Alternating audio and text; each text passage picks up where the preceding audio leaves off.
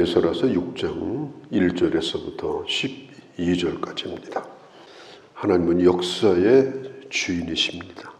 우리 인간이 일생을 살아가는 것도 역사입니다. 크게 확대시켜 보면 국가에도 역사가 있습니다. 이 세상에서 일어나는 일들이 어떤 의미가 있는가 다 알지 못해요.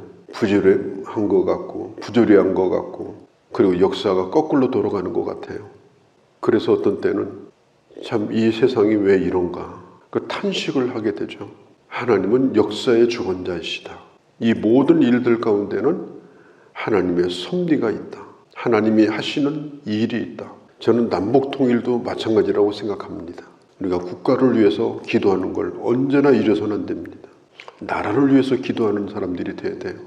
나라를 위해 기도하지 않고 자기만을 위해 기도하는 것은 이건 아주 극도의 이기심입니다. 나라가 없고 자기가 없습니다. 나라가 없으면 내 자녀도 살 수가 없는 땅이 되고 맙니다. 그래서 내 집을 위해서 기도하는 만큼 우리는 나라를 위해 기도하고 나라의 일을 영향을 끼치고 있는 그런 사람들을 위해서도 우리는 기도해야 돼요. 그게 하나님의 사람이에요. 저는 통일도 이루어지고 있는 중이라고 생각합니다. 미로와 같지만은 하나님은 반드시 이 민족을 평화로운 통일을 이루어서 이 세계 가운데 어느 나라도 넘보지 못하는 가장 강력한 나라로 다시 세워줄 때가 반드시 올 것이다. 우리는 그런 믿음을 가지고 기도해야 될 것입니다. 하나님께서는 고레스의 마음을 감동시키셔서 이스라엘 백성들이 예루살렘으로 돌아오게 합니다. 심지어 느부갓네살 왕 때 빼앗아갔던 성전의 기구들 5,000점이 넘습니다. 그 모든 것들을 전부 다시 돌려보냅니다. 성전을 회복할 때 제자리에 놓으라. 참 놀라운 일이죠. 기초를 시작하고 나서 얼마 되지 않아서 반대에 부딪히게 됩니다. 반대자들이 하는 얘기가 뭐냐? 성벽을 재건하고 성전을 재건하면 저들이 독립운동을 하게 될 것이다. 바사의 말을 듣지 않을 것이다. 조공도 내지 않을 것이다. 그래서 결국은 그 사업이 중단이 되고 만 거예요. 15년 이상 중단됐습니다. 열정도 식어지고 관심도 사라지고 그게 꼭 해야 되는 일인가 하는 그런 생각도 들고, 그러면서 이제는 자기 집을 세우는 일에 집착을 해서 모든 걸 다 잃어버리고 그게 일상이 되어버린 그런 상황이 돼버리고 말았습니다. 어떤 일을 시작할 때 참 우여곡절이 많고 그 과정도 참 힘듭니다. 그러나 일단 시작이 돼서 속도를 받으면 그때부터는 일이 잘 풀려나가요. 이게 처음이 중요한 거예요. 미사일을 쏘잖아요. 그러면 미사일이 거의 지구 반바퀴를 돕니다. 그 조그만 물체가. 그런데 가장 중요한 게 뭐냐면 미사일이 출발해가지고 대기권을 통과할 때까지 그게 불과 몇 분도 안 걸립니다.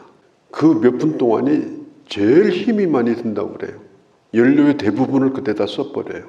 그렇게 해가지고 대기권 밖으로 올라가면 그때부터는 공기 저항이 없기 때문에 아주 적은 연료를 가지고도 이제 목표를 향해서 가는 겁니다. 미사일뿐 아니에요. 어떤 일이든지 시작은 참 어렵고 우여곡절도 많고 그래요. 그러나 그 모든 걸 다 이기고 그 벽을 통과하게 되면 그때부터는 이제 속도를 받게 되는 겁니다. 이스라엘 백성들은 이 시작에 문제가 생긴 거예요.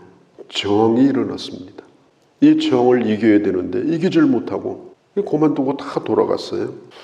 이렇게 하는 가운데 학개 선지자가 나타납니다. 한마디로 너의 집을 뻔듯하게 짓고 살면 행복하더냐?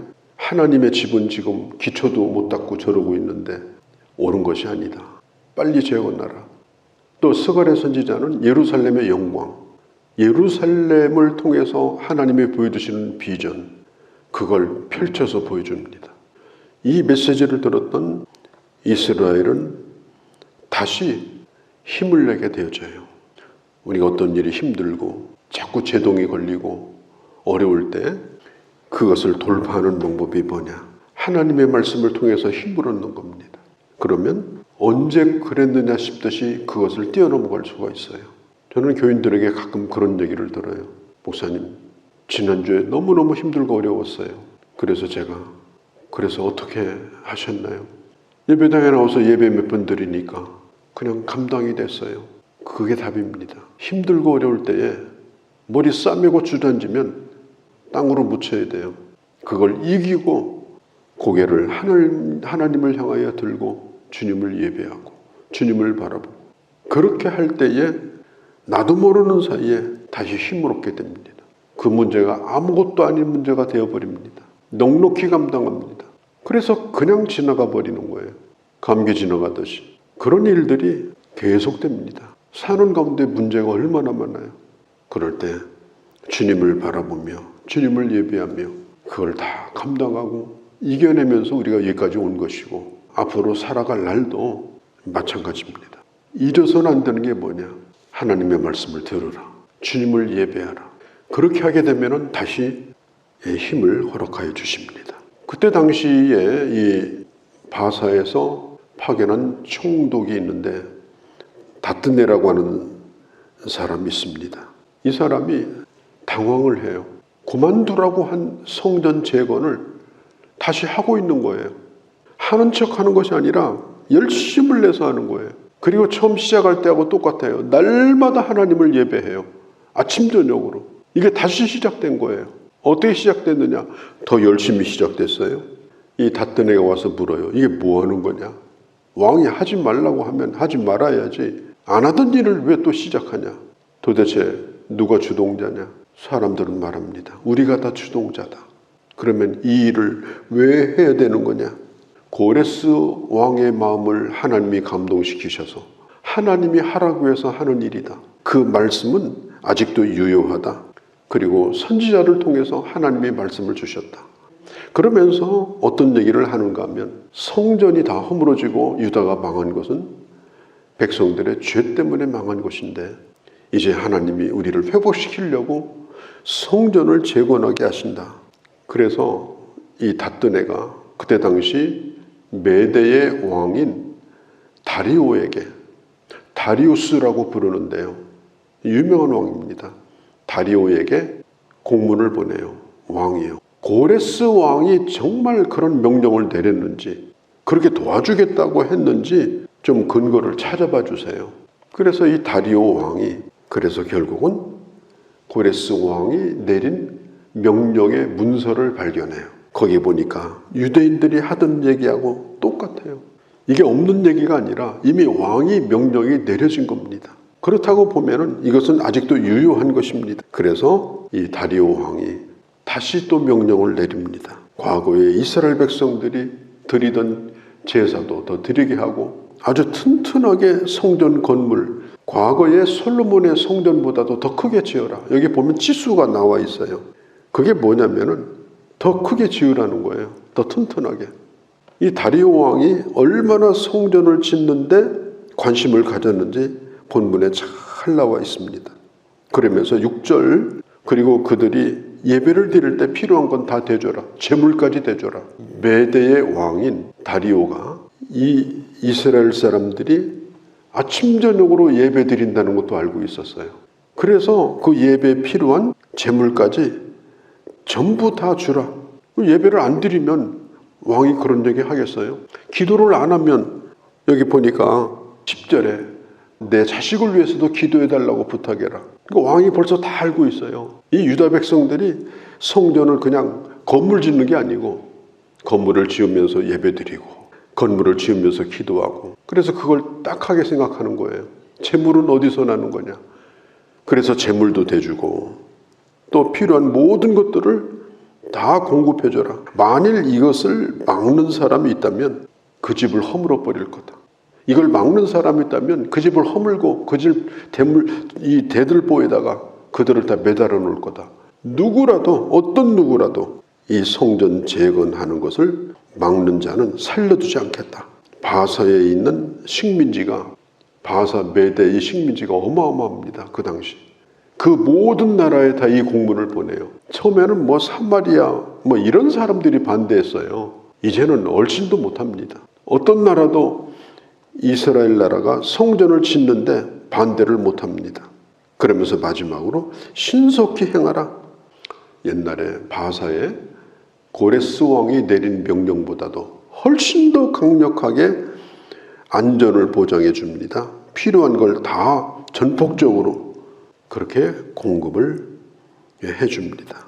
너무 재밌는 건 닷든의 총독 너는 거기 얼씬도 하지 마라. 그들 맘대로 하도록 다 하고 필요하다면 다 대줘. 저는 이걸 보면서요. 우리가 하나님의 나라와 의를 먼저 구하고 하나님으로부터 말씀을 받고 은혜를 받고 내가 하나님의 뜻대로 살려고 하면 하나님께서는 반드시 어떻게 하든지 나를 도우신다. 어떤 손길을 통해서든지 하나님의 일을 도우신다. 오늘 이걸 보면서 성전이 다 지어진 건 아닌데 얼마나 통쾌합니까? 저는 이걸 읽으면서 아무리 내가 하나님의 일이 힘들다 어렵다 할지라도 중단해서는 안 된다. 또 나에게 맡겨진 일이 부담스럽다 하더라도 이걸 놓아서는 안 된다. 내가 믿음으로 하나님의 나라와 의를 구하려고 할 때, 특별히 선지자의 말을 듣고 순종하려고 할 때 하나님께서는 반드시 나를 도우신다. 특별히 예배 회복, 예배가 중요하다. 하나님을 예배하는 것이 중요하다. 이스라엘 백성은 아침 저녁으로 예배를 드렸는데요. 이미 다 알아요. 소문이 나서. 저 사람은 예배 드리는 사람이라고. 저 사람 아침에도 예배 드리고 저녁에도 예배 드리고 새벽에도 나오고 다 알아요. 누구 알아요? 이방인도 알아요. 그래서 나중에는 그걸 도와줘요. 제가 군대 있을 적에 교회에서 일하는데 아침마다 나가서 기도했습니다. 군대 생활할 때도 일찍 나가서 기도했어요. 전부 불신자들이었던 분들이 야, 너 기도하잖아. 너 교회 일찍 나가야 되잖아. 그래서 그분들이 도와주고 자기 업무에 지장이 있는데도 거기서 다 이렇게 빼주시고 이렇게 했던 경험이 있습니다.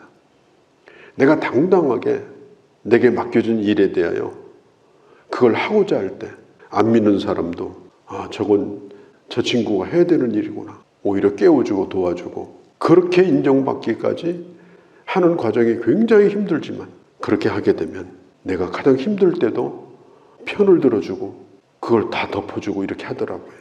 저는 이걸 보면서 믿음으로 살려고 하는 것, 하나님의 일이면 꼭 해야 되는 것, 로마서 8장에 있는 것처럼 합력하여 선을 이루셔서 하나님의 역사를 이루시는 그 주님, 우리는 이것을 분명히 믿고 언제든지 하나님의 나라와 의를 먼저 구하며 살아가는, 그래서 주의 역사를 경험할 수 있는 그런 하나님의 자녀들이 되어주시기를 바랍니다. 거룩하신 우리 아버지, 믿음으로 살려고 할 때, 하나님의 일을 다시 일으키려고 할 때 결코 포기하지 않고 주님을 바라보며 하나님께서 이루어주시기를 기대할 때, 주님을 예배하며 믿음으로 감당하려고 할 때 반드시 하나님은 이루시고 하나님은 도울 자를 붙여주시고 하나님의 역사 속에서 하나님의 일을 완성시켜 나가는 것을 저희는 분명히 믿습니다.